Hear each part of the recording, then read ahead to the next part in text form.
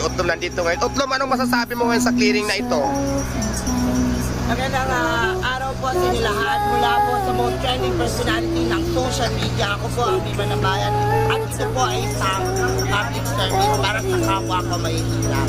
Nananawagan po kami sa ating mahal na Mayor, Honorable Mayor Emmy Calixto. Madam, saalang-alang nyo naman po ang mga mahihirap nating vendors.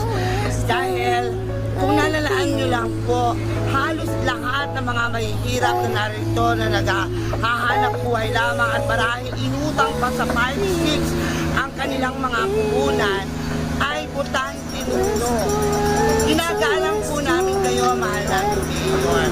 Kaya maaari po ba, bigyan natin sila ng tamang lokasyon. Kung hindi po pwede dito, saan? Hayaan ating mabuhay sa patas na pamamaraan ang ating mga